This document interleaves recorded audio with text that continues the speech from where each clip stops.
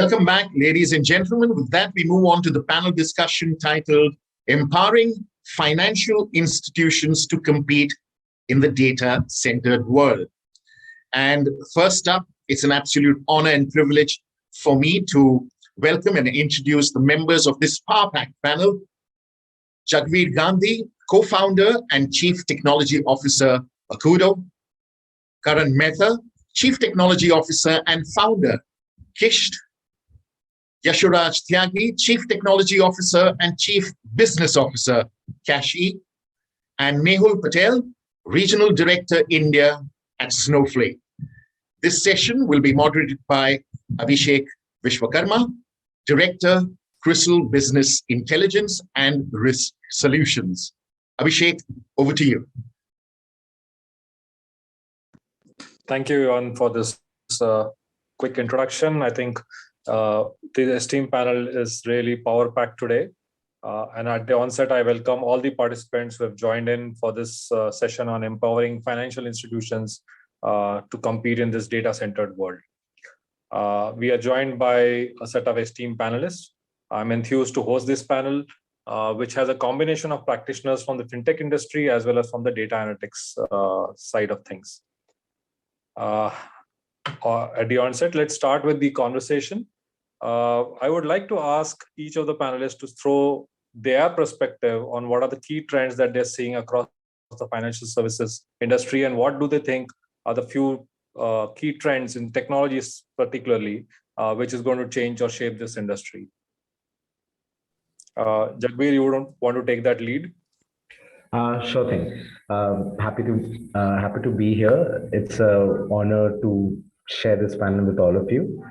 And so yeah, from the onset of Akudo, what we have seen over here is that providing digital banking to teenagers of India, our customers have been demanding secure and uninterrupted services more and more,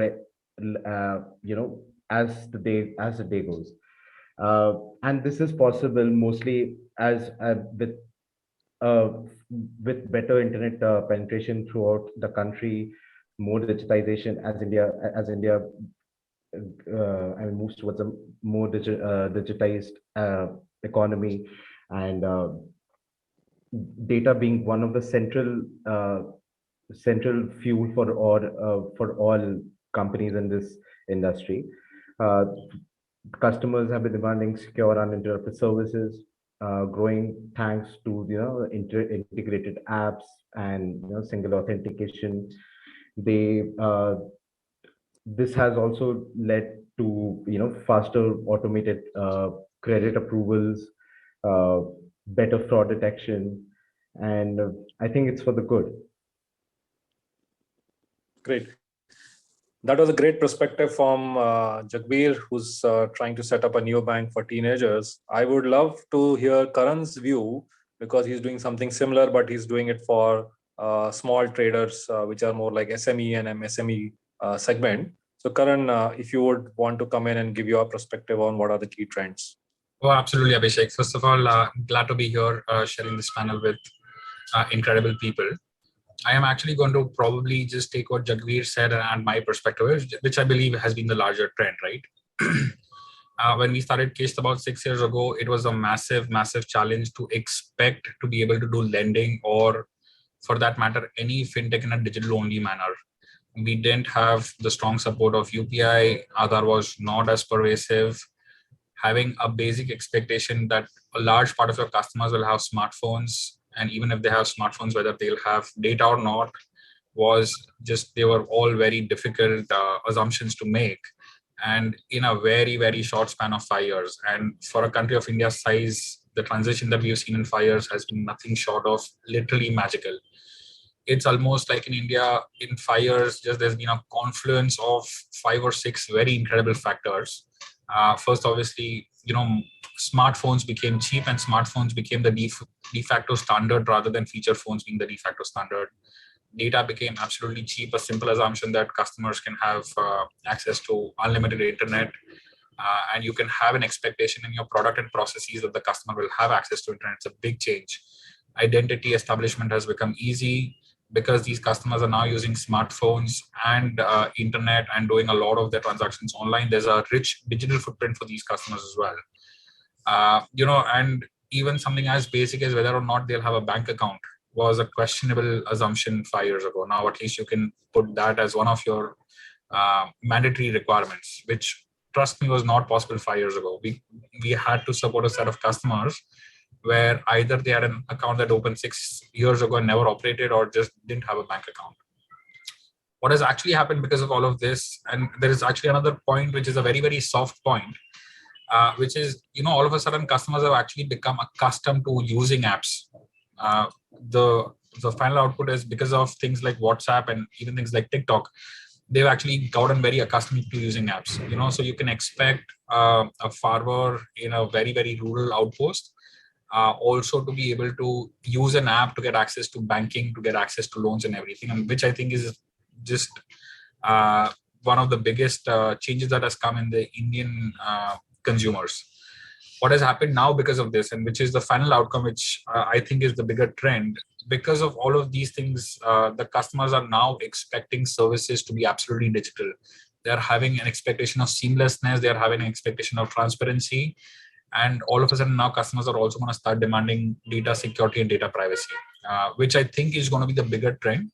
For the next 5 years, I think India has put from the government initiatives as well as from the contribution of the private industry, we've set an incredible foundation.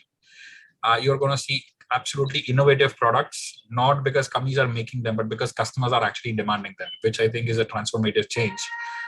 All segments of customers across all geographies, across all income segments are going to have an expectation of absolute instantness, seamlessness, digital, not having to walk into a bank, not having to go through red tape and meet 10 people to get simple things done.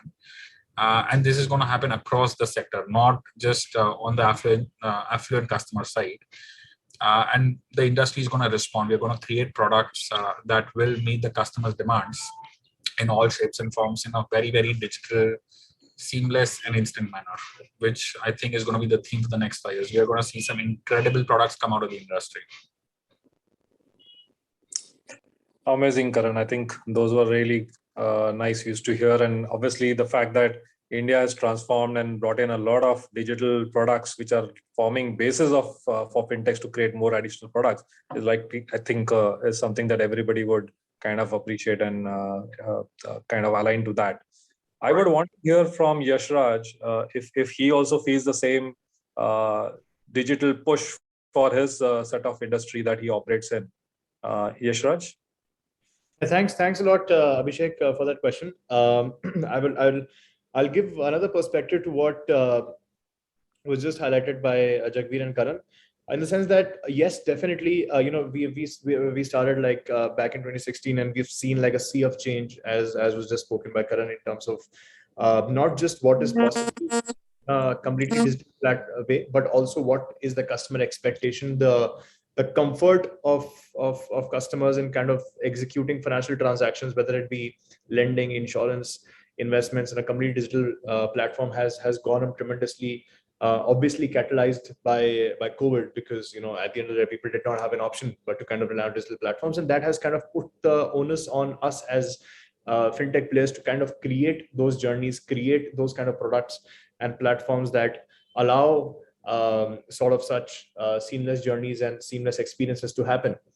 But very interesting point that I'd like to actually mention over here, which I see as an upcoming trend, is the fact that 3 or 4 years ago, a lot of fintechs were considered to be sort of challengers to traditional institutions. They were like challengers to traditional insurance companies, challengers to traditional banks and stuff. What has largely come up right now in the last 1 year, 2 year time span is that this is not a zero sum game. Like everybody kind of is about to benefit, whether it be traditional institutions or whether it be fintech players, new age platforms like us. And that is why there has been an increased amount of collaboration between such entities. Obviously, that has been a roller coaster ride, but I do see in the domain that we operated in the neo-banking space, there's a lot of increased collaboration between banking and fintech players to kind of make such sort of journeys happen, such products possible, because everybody knows the strengths and benefits. Banks are regulatory well placed. They are good in policy. They know that they have certain licenses that fintechs won't have. But they can ride on a fintech platform to reach to a customer base that probably that is not coming to them right now. It allows them to kind of get a widespread digital distribution, which will take them a lot of technology overhead to kind of build it out, knowing that how sort of long spanning processes in certain banks can be. And obviously fintechs benefit because, with the bank, they get that entire sort of backing of a very well-placed player. They ride on certain licenses, which would again take them a lot of time to procure. And hence we have seen a lot of this coming out. In our case, for example, we do see that there's a tremendous interest when it comes to things like off-book lending or co-lending, when it comes to lending out money to our customers, simply because a bank wants to also take exposure to the sort of customers we have, but they don't come to them in a traditional manner, right? So I do believe that from a technology perspective, in terms of collaboration between traditional lenders, traditional financial institutions, and sort of new age platforms, there's going to be a lot of synergy that will happen, and that will allow there will unlock a lot of customer value, right? Because customers who were used to a very traditional way of looking at banking, financial services, would be exposed to increasing amount of digital platforms, which you already have seen coming out from the banks. You have seen like a lot of fintechs coming up with neo banking platforms that are actually powered by a lot of banks at the back, and that'll only go up. And I think that is what's going to be very defining, at least in the next 1 year, if not 2 years, in terms of how we see this industry opening up. Amazing, Yashraj. I think I wouldn't deny anything that you said. It's actually resonating my thoughts as well. Would like to hear Mehul's point of view now, because he comes from a very different industry compared to the others who are on the panel. Mehul, why would you want to kind of come in and just give us a couple of points on the key trends that you see in this sector? Sure.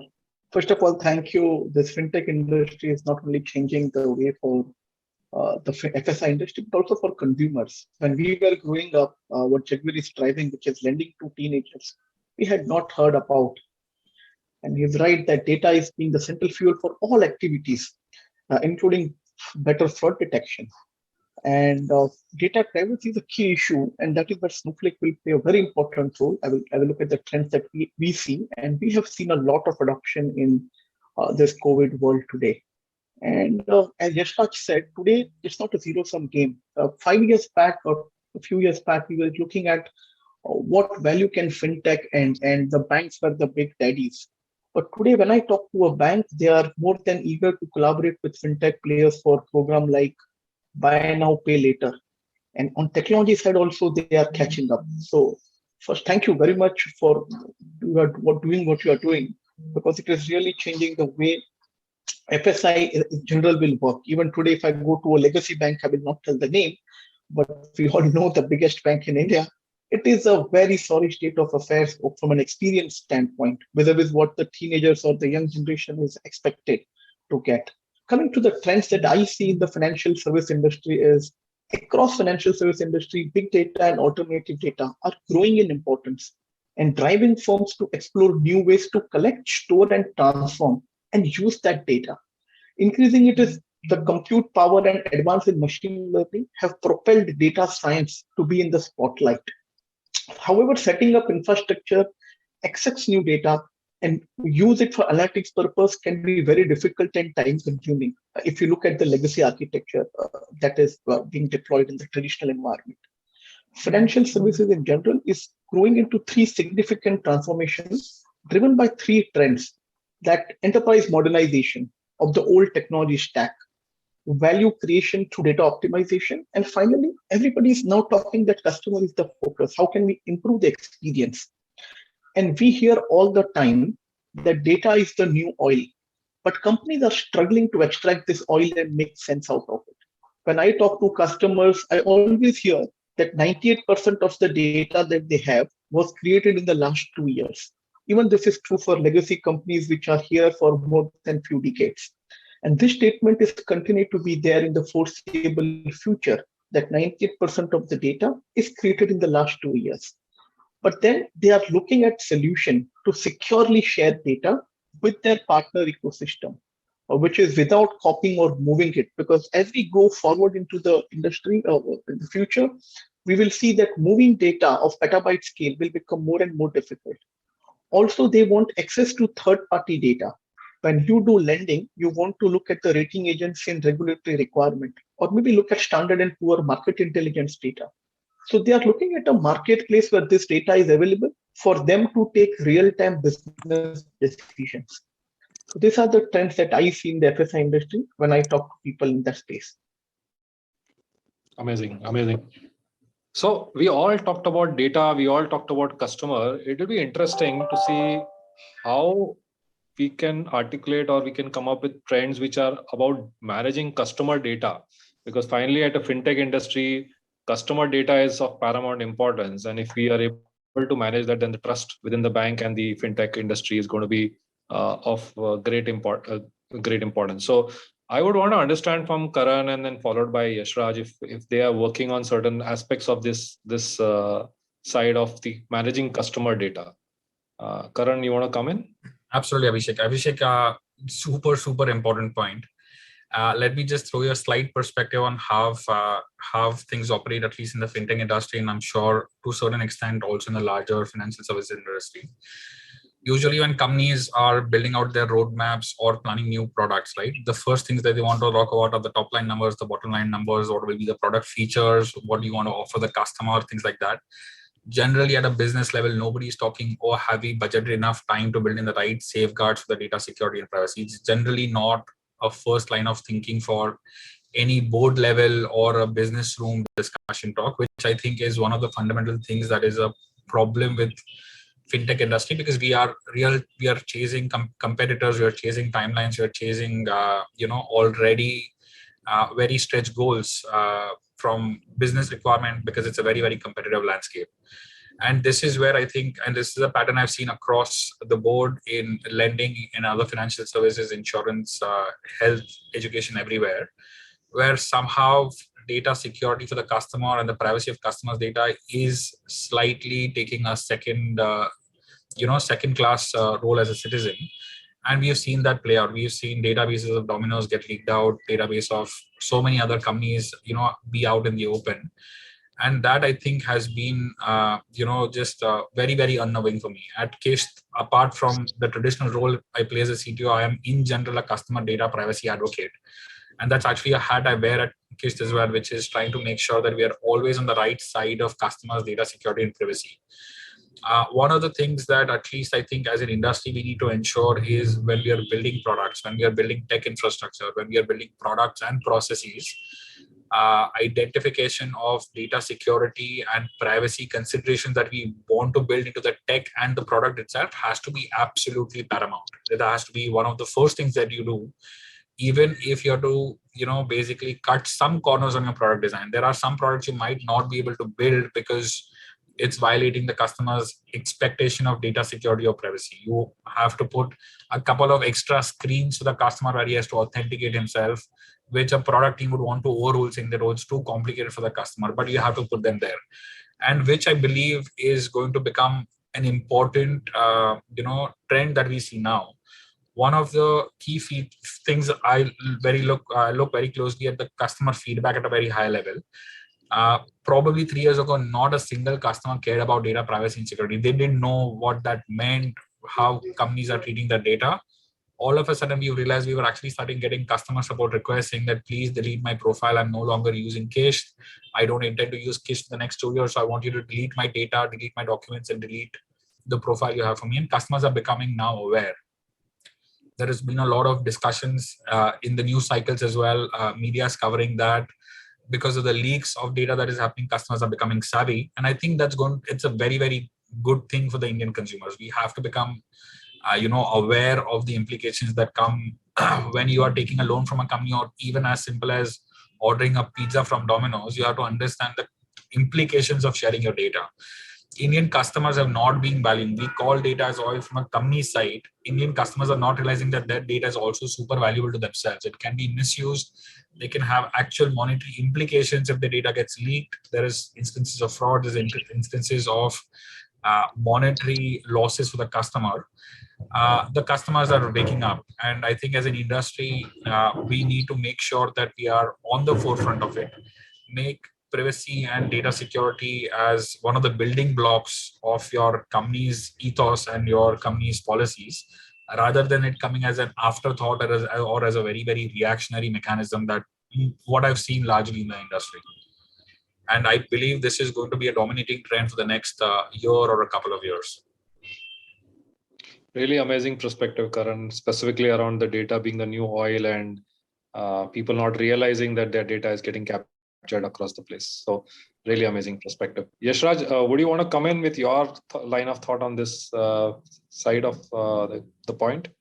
Thanks again, Abhisheik, and I really resonate with what Karan just said across all the fronts that he just spoke about. Like, first of all, I've always said that many times in a lot of different discussions where this has come up, that I've yet to come across an organization which is a new organization where it's been set up and security and privacy is not an afterthought over there, right? Like, as I said, like it's all focus is always on sort of like building stuff out, getting things off the ground, and security and data privacy are mostly afterthoughts in the level that people think about it when mostly from an incident management perspective, right? Then you're just like kind of being very sort of surgical in nature, but not very proactively diagnostic in nature about what things could go wrong.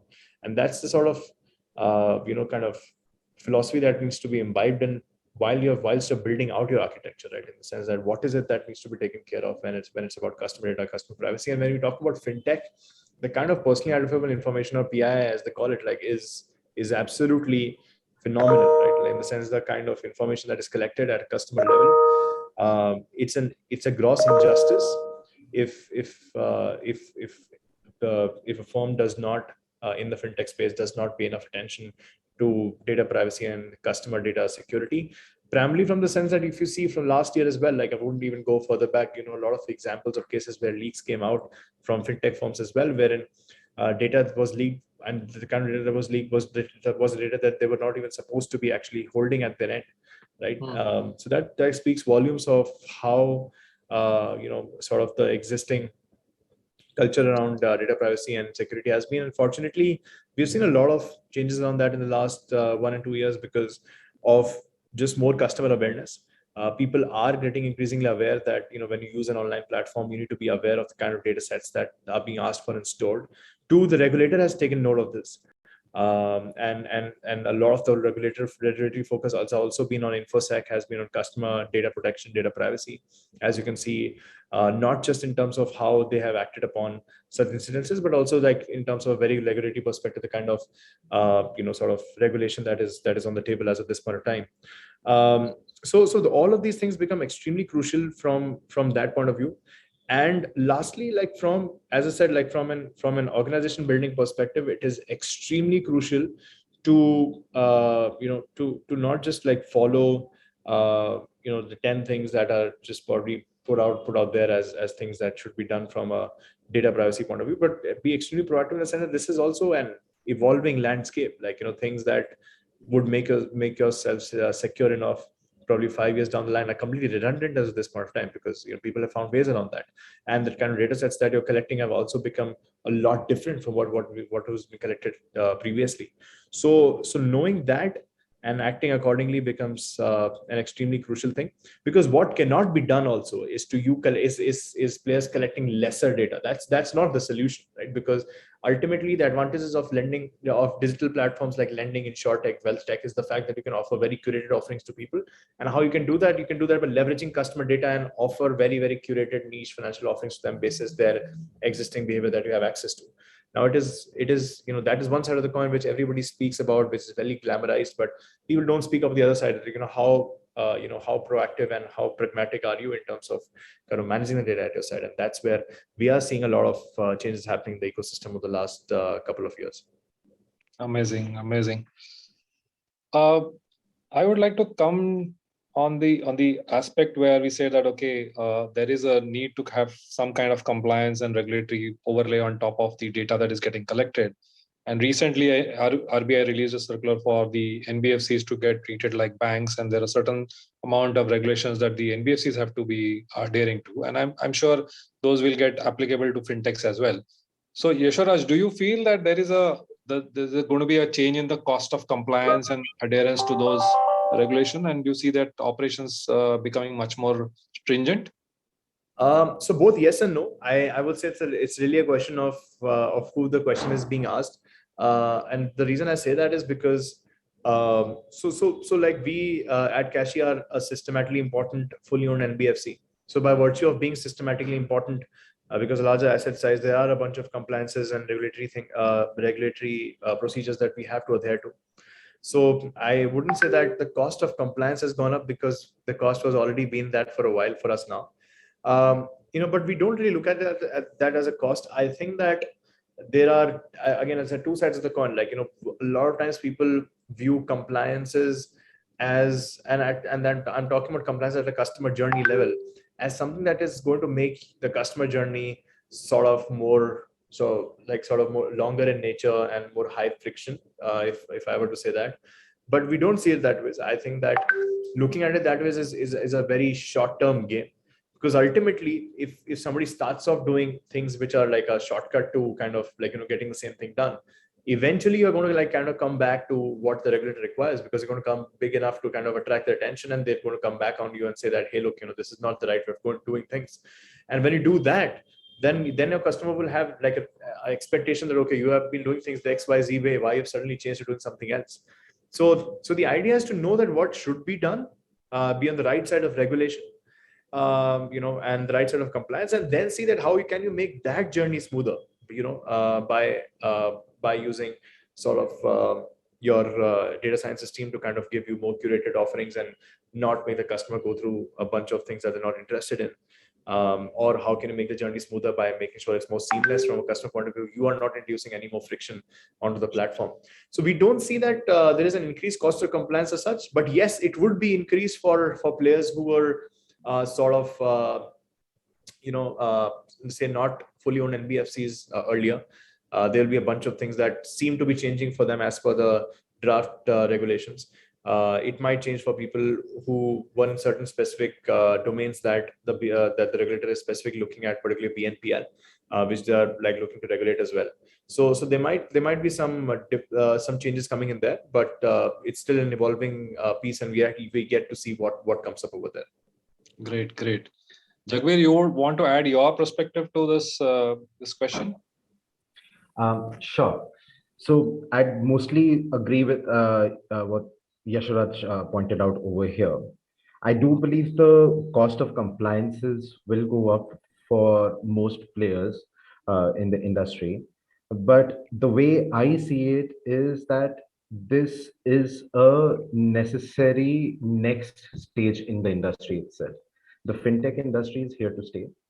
And at the same time, the amount of data that is flowing through the servers flowing through our servers is huge, and that should be a big responsibility.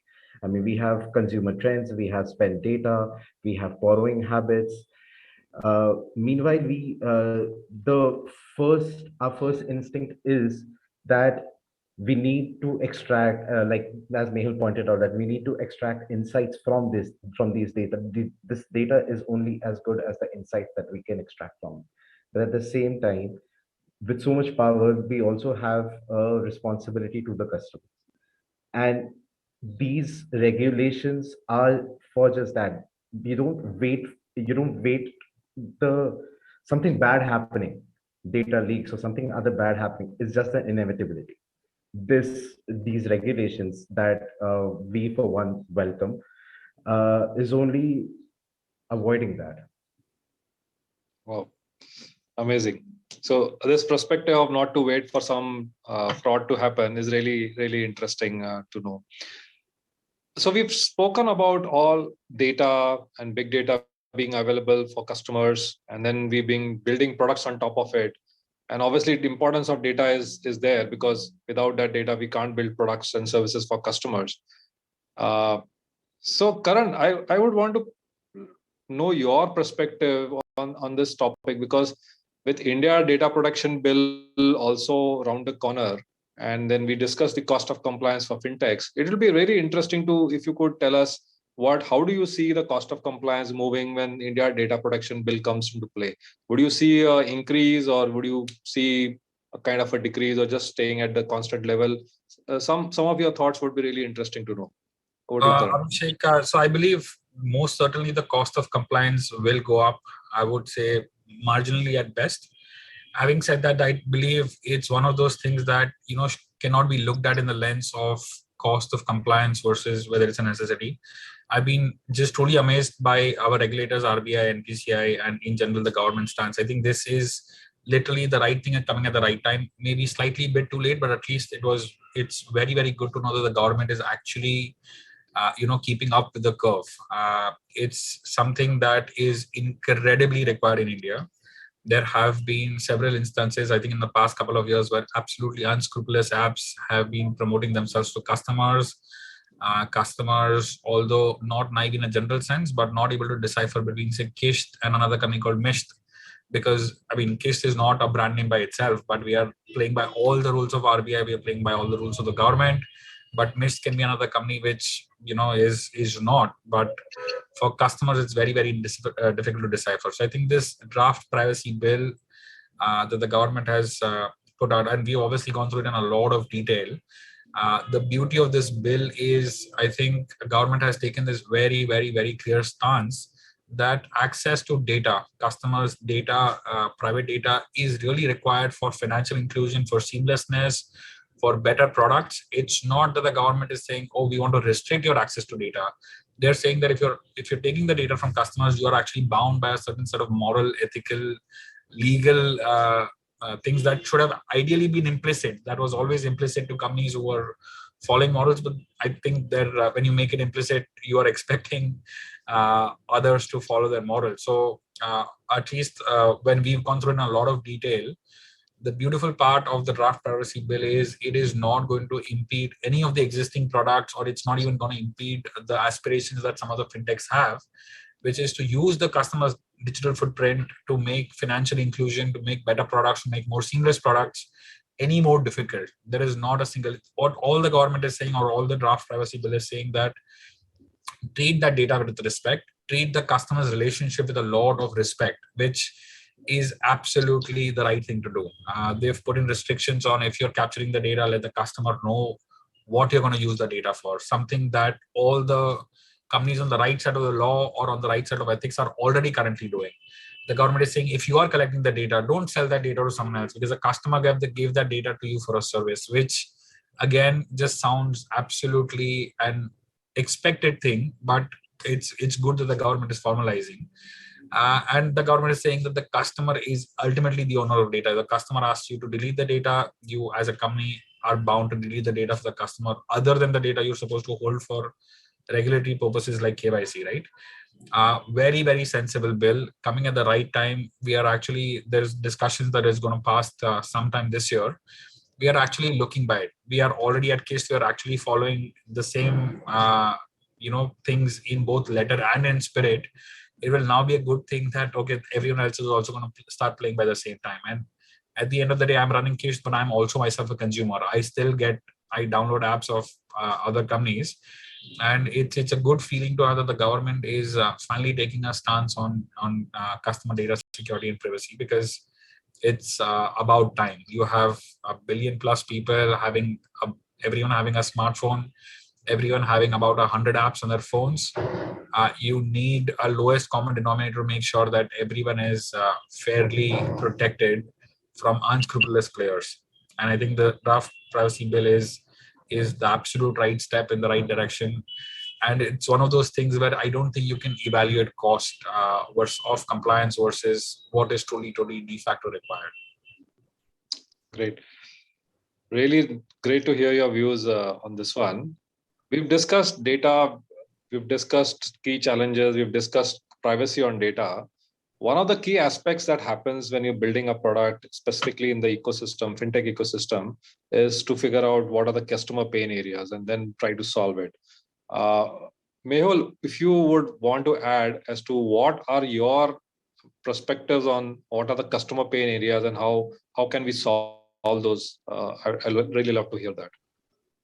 Sure. I mean, before I jump to the customer pain areas, I would want to, so one of the very, very important pain that the customer talks about and which you could hear well is on the data privacy part of it. I wanted to ensure the team here that as Snowflake, we would have close to 6,000 customers and 1,200 data providers on AWS cloud, at least in India perspective, but globally we have Azure and GCP as well. And we follow the highest level of data security and governance. We'll cover later, but we realize that compliances are getting more and more tighter across the industry, and we are supporting it in all possible ways. Coming to the other pain points that we see, which is the other part of the story that we want to make sense out of the data, is every customer today has a pain point of how can I generate revenue by data and management. So is that they want the ability to access and wrangle together internal and external data sets, such as market data, customer data. And it's a significant pain point for firms that need to source comprehensive and robust data sets for sharper analytics, something that fintechs do on a day-to-day basis. Like data management issues that lead to scale up incompetent data is a real problem that they have with elongated pipelines. The second we feel after data sharing is operational efficiencies. Because when it comes to provide different workload across business, teams struggle with concurrency limit and variable demand patterns. Which typically ends up into slower data delivery rate and failure to meet SLAs, and typically the business hurts with the margins part of it. For business teams, this means slower analytics, delayed business outcome, and slower time to market, because that is something that differentiates fintech truly from a legacy. And finally, you will have a large team of data science. So does your team really leverage the data science, understanding data and preparing it, which includes doing feature engineering? The process that takes a lot of the time for data scientists is collecting the data. And then they have to do the complex task of manually scaling and making sense out of it. So data modeling, which is the part where you have a lot of time collecting the data from different source systems, is again the third pain point that we see. So these are in the three pain points that we see, over and above, of course, the cost of compliance part of it. Amazing, amazing, Karan. Mehul. So I think we could keep on discussing this topic for quite a while, but with limited time, I would want to kind of bring in just my perspective and then conclude this session. We've heard a lot of customer data getting collected. We've looked at big data happening. We've looked at data privacy as a subject.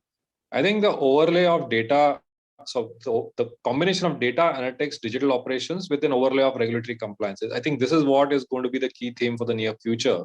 And with India Data Protection Bill around the corner, there's a lot of changes that are going to happen. RBI, NPCI are doing a really great job in terms of bringing in the relevant regulations for managing this ecosystem.